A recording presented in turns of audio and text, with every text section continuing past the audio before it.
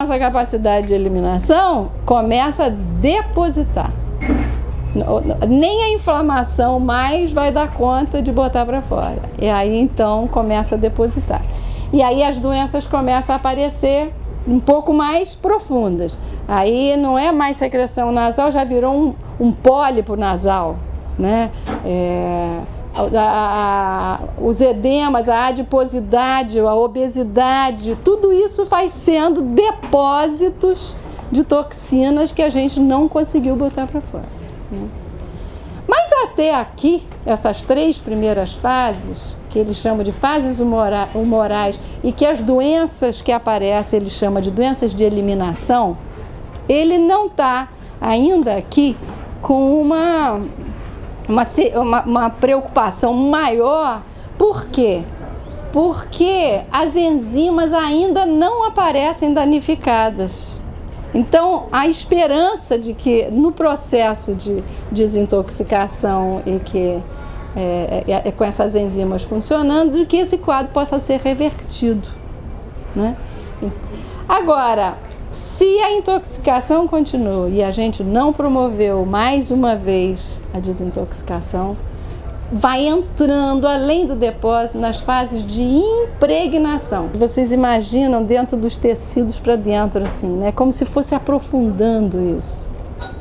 Então, no tecido pulmonar já vai chegar a asma, já uma falência, já está uma coisa maior, né? Ou no sistema linfático já vai entrando as doenças do sistema linfático, e tudo isso vai se processando cada vez mais profundamente.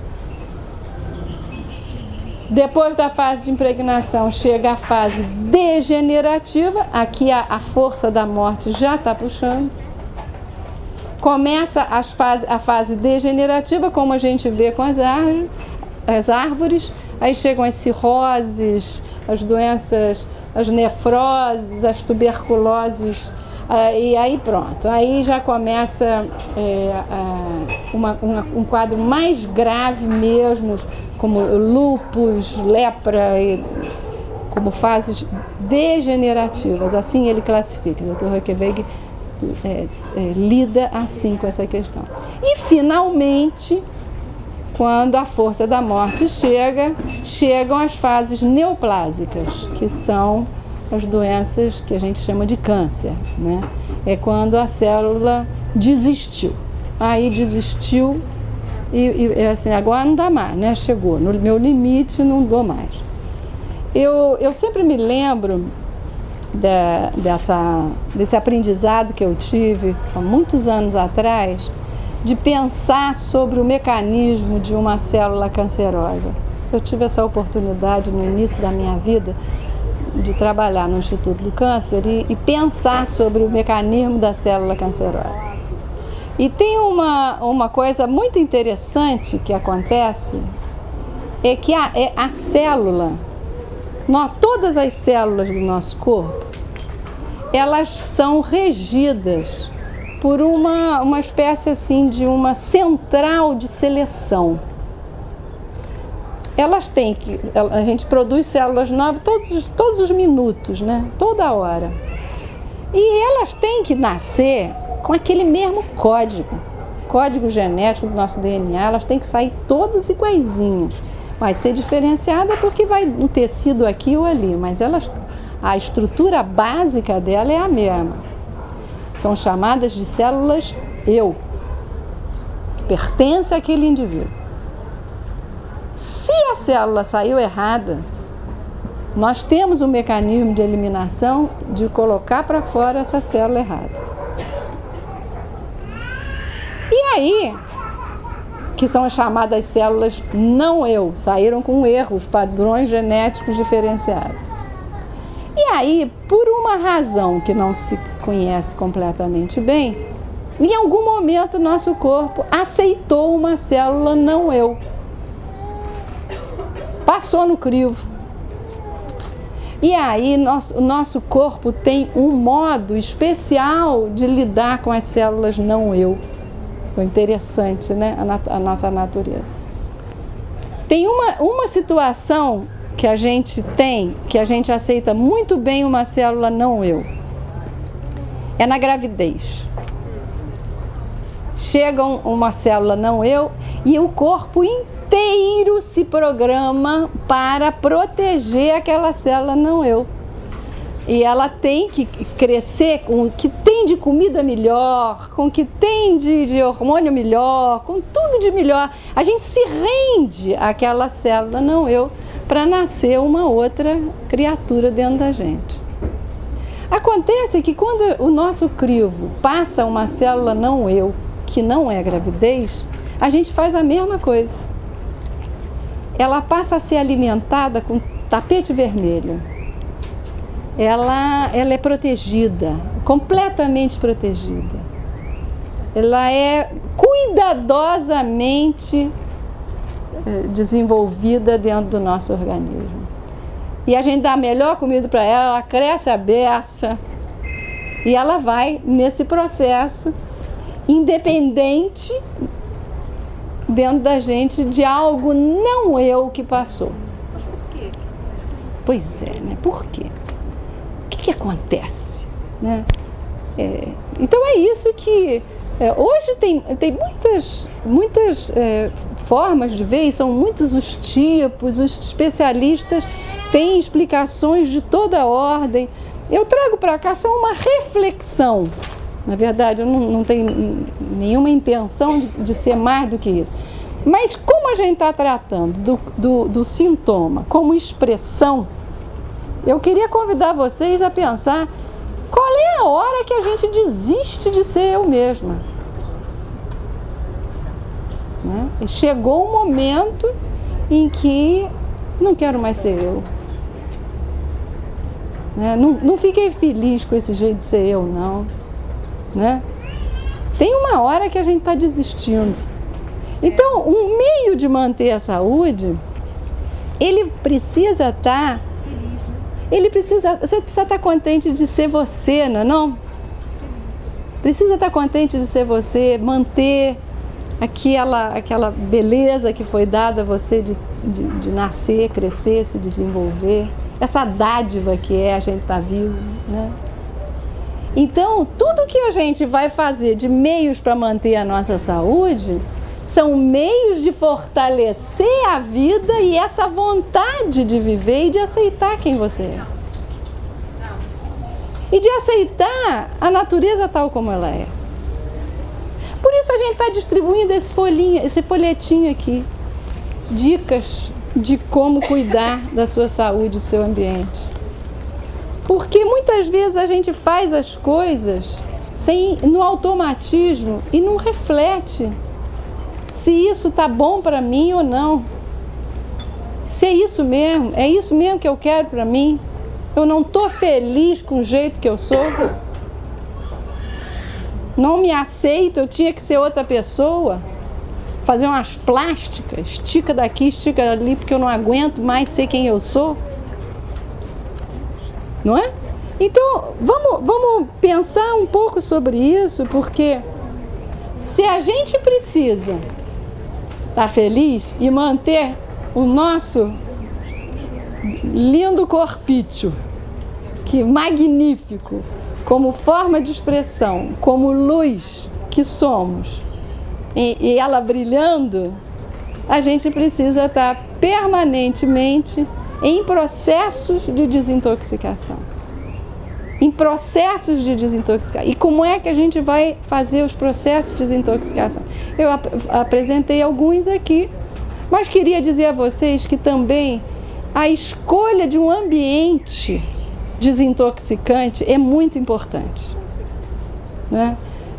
O ambiente que você frequenta, as festas que você vai, os encontros com os amigos, as conversas dos amigos, isso tudo também é escolha de decidir se você precisa ou não passar por aquilo.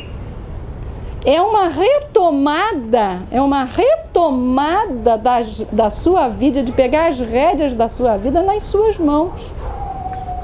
Então, a independência A independência de tomar decisões, ela é fundamental.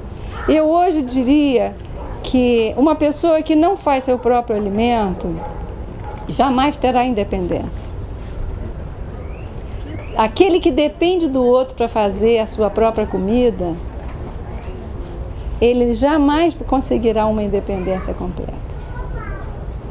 Então, a proposta da alimentação viva, de você ser o produtor do seu próprio alimento, você preparar o seu próprio alimento, a partir de observar que cada alimento ele é capaz de fazer uma desintoxicação maior ou menor. E isso é uma administração profunda da saúde. E aí a gente não vai precisar nem das práticas naturais de saúde, das medicinas naturais de saúde. A gente vai dando conta da gente resolver. Porque, na verdade, a gente vai parar nas medicinas naturais quando a gente está com medo de não saber o que fazer com a nossa própria vida, de não saber administrar o nosso próprio caminho. E esse medo vai crescendo, vai crescendo, vai crescendo. Mas essa história do medo e do que como é que a gente procura as medicinas naturais, nós vamos conversar da próxima vez. Hoje nós vamos fazer uma comida boa, o risoto aqui que nós vamos experimentar.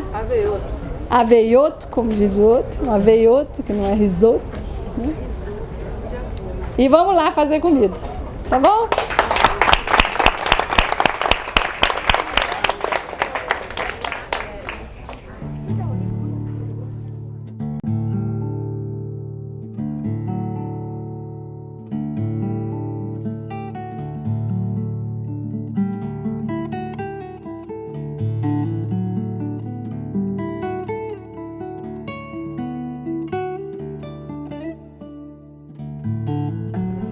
Então hoje nós vamos falar das práticas naturais desintoxicantes, né? Nós já demos uma pincelada semana passada e hoje vamos aprofundar um pouco mais em algumas práticas usuais entre nós do alimento vivo, que estamos recuperando o conhecimento do higienismo, das práticas, de como é que a gente pode ser médico da gente mesmo. Agora, as práticas naturais desintoxicantes, eu falei semana passada de aquilo que a gente faz de manutenção, sempre, periodicamente. Hoje nós vamos falar das situações mais agudas. Pronto, adoeci, o que eu faço? E agora? Né? E já temos conversado sobre essa calma diante da situação quando a gente adoece, né? Que é super importante, a gente fica calmo. Adoeci. Pronto. Deve ser alguma coisa que veio para me ensinar, né? Vou olhar para mim com cuidado, prestar atenção e ver se eu tenho alguma coisa que eu possa fazer para melhorar isso. E aí vem o recolhimento, né? Já falei a vocês da história da palavra doente como aquela que a gente fica a serviço doente, do recolhimento. O recolher é fundamental, porque no que a gente recolhe é que a gente vai escutar o que a nossa alma tem para dizer para nós.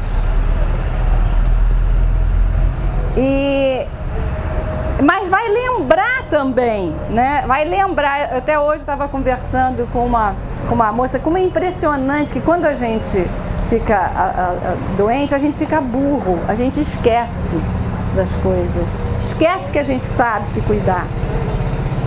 E entra no lugar do esquecimento o medo. Porque a gente aprendeu tanto sobre as doenças, vocês já viram isso, né? Como hoje se discute abertamente sobre todas as doenças, em qualquer nível cultural.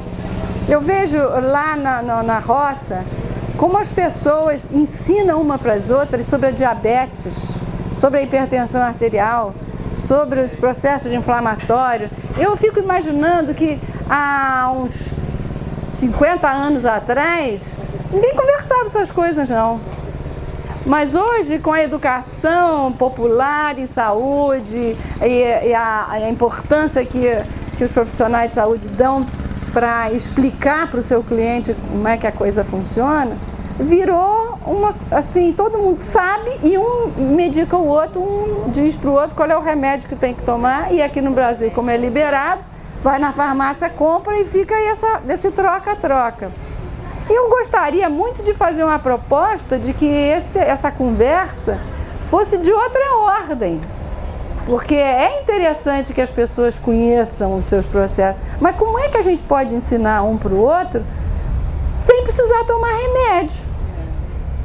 Né? Isso sim, recuperar os ensinamentos antigos que se fazia dentro de casa para poder sair das situações.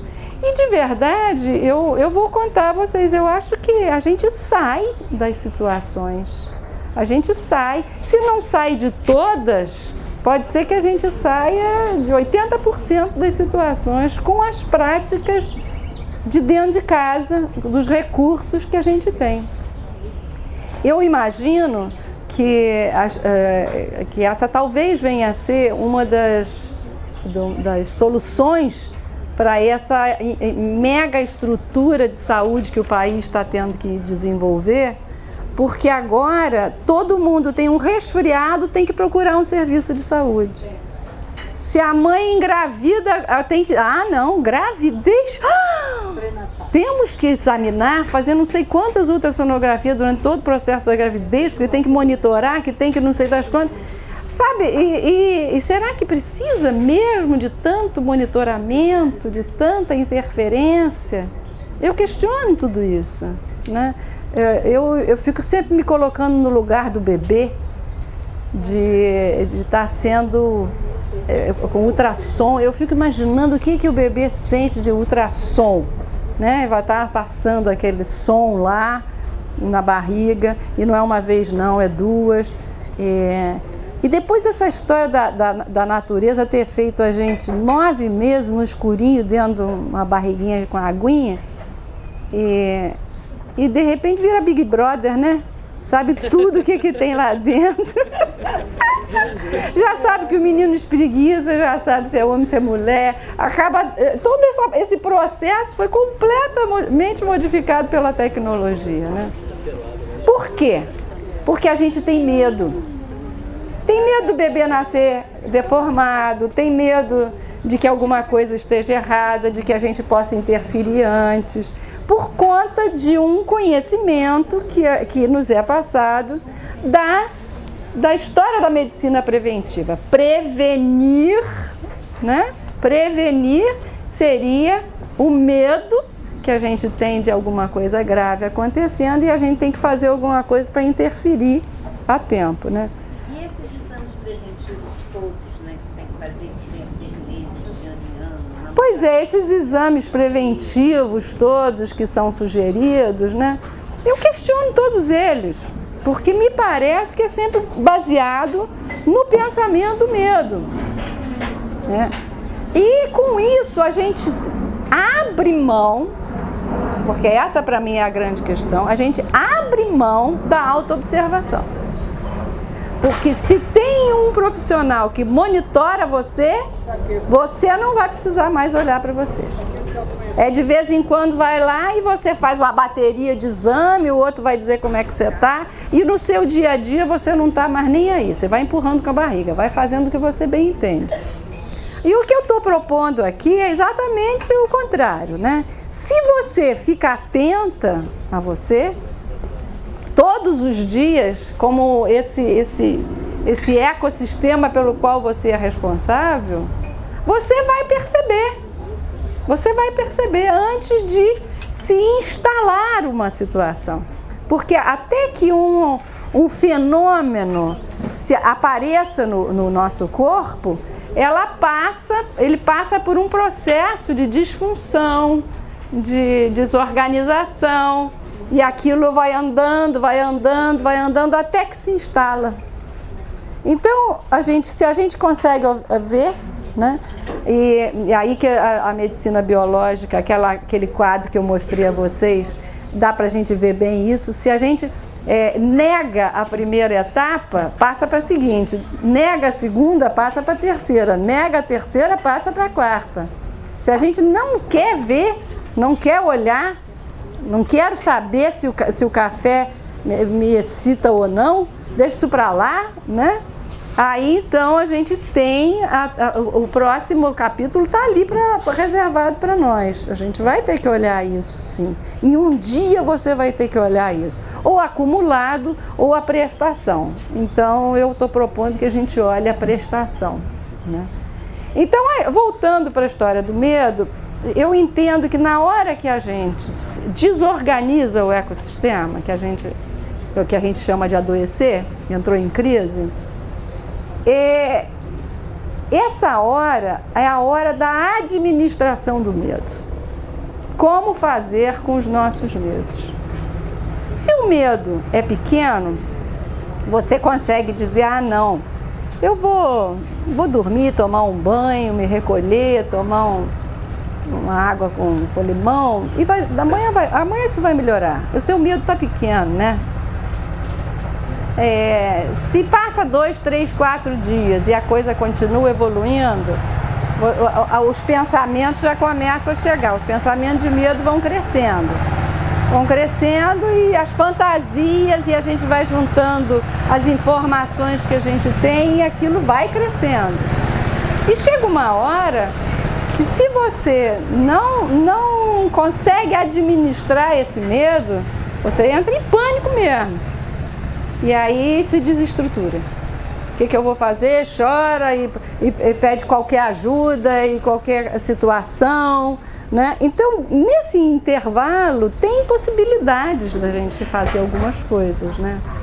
As práticas naturais, elas entram como essas coisas que a gente pode fazer. Então, em situações de adoecimento, a primeira coisa é se acalmar, adoeci. Pronto, agora eu vou olhar para dentro, vou refletir sobre mim e vou ver o que eu vou fazer. Se você tem um companheiro, tem um amigo, tem alguém perto de você, pede para ajudar a pensar junto, porque a gente fica limitado na hora e não consegue pensar todas as possibilidades, nem lembrar das coisas que a gente já sabe que podem ajudar, né?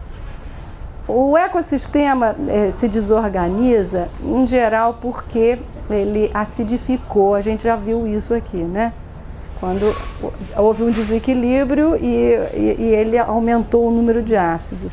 Então, a alcalinização é uma prática imediata. O que alcaliniza? Respirar. Respirar. Então, sentiu que está adoecendo? Você não vai esperar aquilo crescer toda a vida. Começa a respirar. Quando eu digo assim, começa a respirar, o que significa isso? É respirar como a gente está respirando? Não, presta atenção na sua respiração. Se você olhar agora, presta atenção na sua respiração.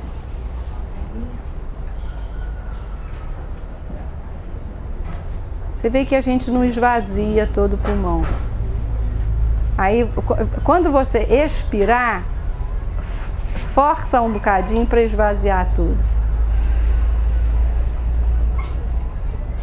Até o abdômen entrar. Põe para fora. Por quê?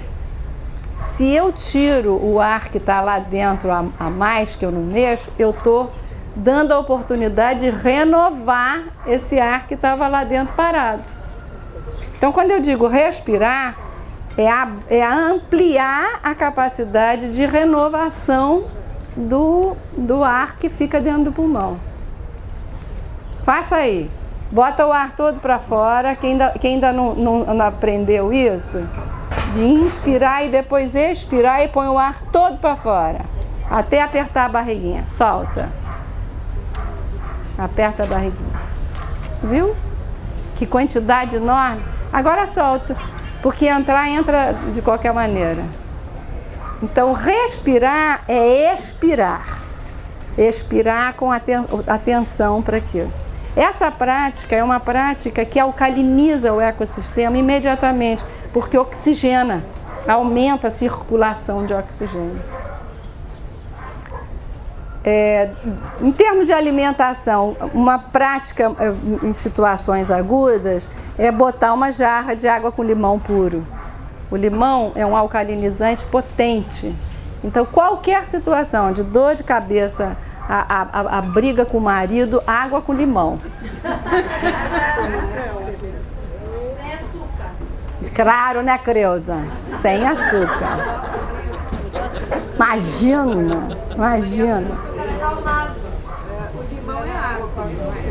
Pois é, o limão ela é rico em ácido cítrico. Mas vocês lembram que quando o ácido junta com outro ácido, ele se torna uma base? Lembra disso da escola? Então entra em contato com os nossos ácidos e ele alcaliniza. Então ele vai naturalmente organizando isso. Então tá com medo? Água com limão. Pode, o limão corta, não tem esse negócio de limão corta a gosma, corta medo, né? Para ansiedade também é? Limão para ansiedade corta, limão corta. Então vamos cortar com limão. Limão é uma prática magnífica. Nunca deixe faltar limão na sua casa. Tem muita literatura sobre limão, vocês procurem ver. Pode tomar água com limão. Pode tomar, sem problema. Água com limão de manhã em jejum, pode tomar? Pode tomar. E a laranja, é o mesmo processo? Não, laranja é outra conversa. É outra história, tem muito açúcar, né? Limão galego. Limão galego, tá valendo. Pois é. Você pode fazer mais concentrado se você está precisando de uma coisa assim mais imediata. Por exemplo, dor de estômago, um limãozinho quase que puro alivia a dor de estômago imediatamente. Agora, se é para uma coisa, estou com dor de cabeça, você pode diluir, uma diluição maior, um limão para 1 litro d'água e vai tomando a água, porque ali você vai estar levando o limão e a água, que você vai estar ajudando aos processos de desintoxicação e mais a respiração e a administração de medos. Essa administração de medos eu coloco igualzinho no mesmo pé da história do limão. Tem que refletir, vai ter que refletir e não deixar os medos tomarem conta. A gente com muita facilidade entra em pânico. E aí, na hora de você decidir isso, vamos lembrar de uma outra prática, que é uma prática, gente, tão antiga, que é a prática do cuidado intestinal. Não sei se vocês já ouviram falar dos estudos que foram feitos nos últimos 20 anos sobre o intestino, mostrando que o intestino ele tem uma função diferenciada em nosso corpo. Ah, tá aqui. Nós temos, na verdade, 7 metros de intestino. Pode imaginar? 7 metros? 7 metros. Tudo enroladinho aqui dentro. É muita área. O intestino, ele tem umas microvilosidades, umas voltinhas pelo lado de dentro, que se você abrisse e esticasse essas voltinhas todas, dava quase um maracanã de intestino, de contato do intestino com os alimentos e com as águas e tudo mais. Então a gente tem uma tecnologia magnífica, que é o nosso aparelho digestivo, onde o intestino tem essa peculiaridade. Agora, o mais interessante que vem se descobrindo é a quantidade de neurônios que o intestino tem. Em volta, nas paredes, por dentro. E é uma quantidade, neurônios são as células do sistema nervoso, né? Então, é uma quantidade que cada vez mais tem sido uma surpresa para tentar entender por que a gente tem tanto neurônio no intestino. Então, se descobriu que o intestino também tem muitas glândulas. Por exemplo, que a maior parte da produção da serotonina, que é o hormônio do humor, está sendo produzida no intestino. 80% de serotonina está sendo no intestino. É. Então, o intestino vem ganhando uma importância no momento em que está se redescobrindo esse órgão nosso. O intestino, só 10% dos neurônios estão conectados com o cérebro. Aqueles que a gente fica nervoso na hora de fazer uma prova da dor de barriga, é só 10%. Ele é independente. Fora disso, ele é independente. A morte cerebral não significa morte intestinal. O intestino teria condições, entre aspas, teria condições, pela situação neuronal, de continuar vivo. Então, ele ganhou uma dimensão, uma outra dimensão. E isso tem sido objeto de muitas perguntas sobre, finalmente, por que inteligência é essa que o intestino carrega, que aparece sob a forma dessa quantidade de neurônios, que comanda essa administração do que entra pela nossa boca. Você vê o grau de sofisticação e de profundidade, de complexidade que é a nossa relação com o alimento. Ele entra e vai passar por um órgão absolutamente magnífico de decisão, um órgão de decisão do que vai ser absorvido, do que não vai ser absorvido. Então, hoje em dia se fala que o novo paradigma alimentar deixou de ser o que você come, mas passou a ser o que você absorve. Porque você pode estar fazendo uma dieta altamente sofisticada, equilibrada e pensada, mas se o seu intestino não tiver com uma rigidez que possa absorver aquilo, não adiantou. Então vocês veem que com essa coisa mais recente das descobertas do intestino, retornam as antigas práticas